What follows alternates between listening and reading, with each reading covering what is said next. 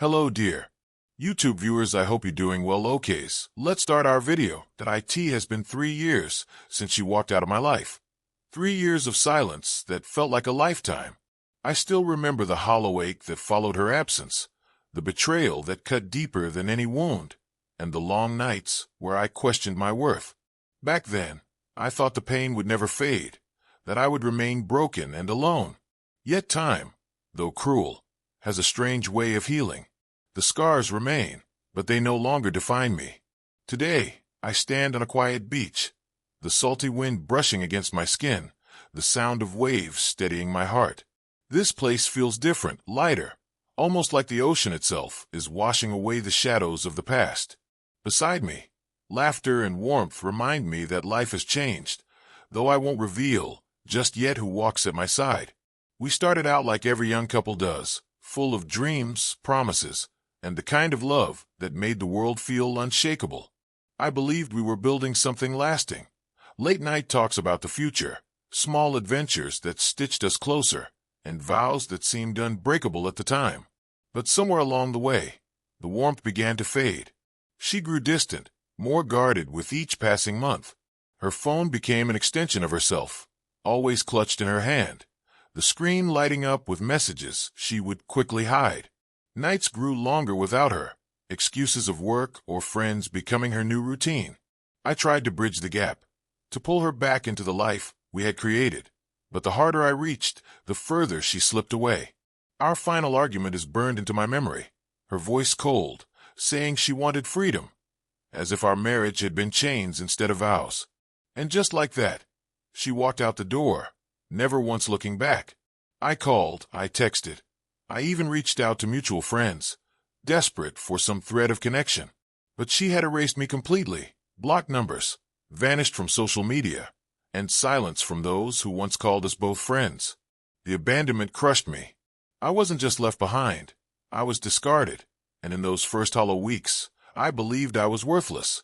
The first year after she left was a blur of loneliness and unanswered questions. I would wake up in the middle of the night, reaching for someone who was no longer there, and the emptiness beside me felt heavier than stone.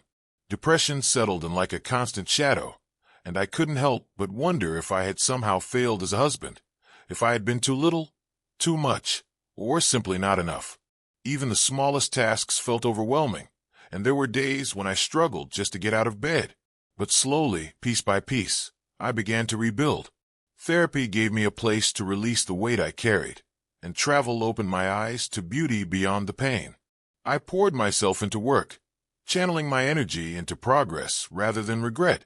I took up fitness to push my body the way I was pushing my mind, and photography became a quiet refuge where I could capture moments of light, even when my world felt dark.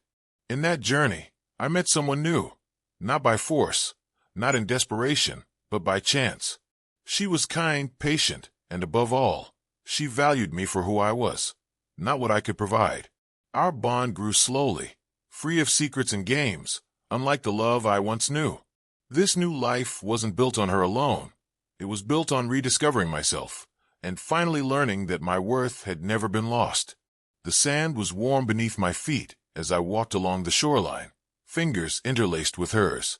The ocean breeze tangled her hair, and she laughed when I brushed a strand away, her laughter rising above the crash of waves. For the first time in years, I felt light, free, as though life had finally given me back something I thought I'd lost forever: peace.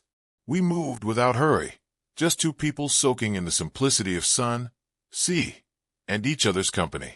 Then in the distance, I noticed a figure standing still against the backdrop of the water. At first, it was just a silhouette, blurred by the shimmer of the sun.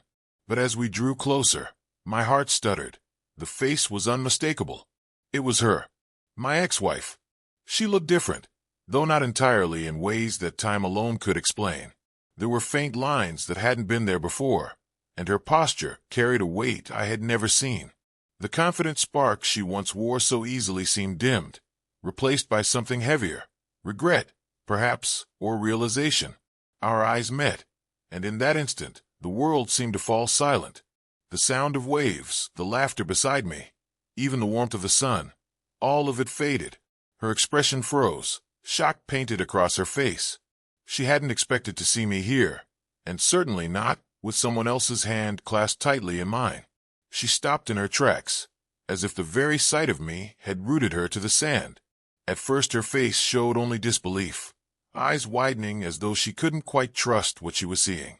Then came the shift. Her lips trembled. Her gaze dropped for the briefest second, and I caught it, that flicker of regret she couldn't hide. Her eyes glistened with the beginnings of tears, and she bit her lip, fighting to steady herself.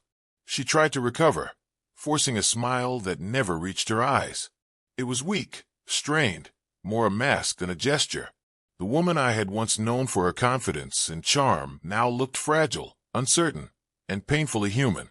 I could sense the battle within her, the urge to step forward, to say something, anything, but pride anchored her in place. Beside me, my partner squeezed my hand gently, unaware of the storm unfolding just a few feet away. The warmth of her touch grounded me, a silent reminder of the life I had rebuilt. To anyone else, it was nothing more than a casual display of affection, but I saw the way my ex-wife's face cracked at that simple gesture. In that moment, she seemed to understand what she had thrown away, not just a marriage, but the chance at a love that had finally found its place without her. When she first walked away, she told herself it was for freedom.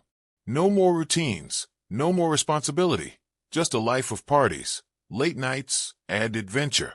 For a while, it felt exhilarating. There was another man, too, someone who promised her excitement and escape, everything she claimed she was missing. But the shine wore off quickly. That man wasn't who she thought he was, and when he left her, she realized she had gambled everything for an illusion. The years that followed weren't as glamorous as she imagined. The freedom she chased turned into emptiness, nights filled with noise, but no meaning. She convinced herself that maybe one day she could return, that perhaps he would still be there, waiting, broken, stuck in the past she had abandoned. It gave her a strange sense of comfort to think he hadn't moved on, that his pain would keep the door open for her. But standing on that beach, watching him laugh and walk with another woman, she knew the truth. He wasn't broken anymore.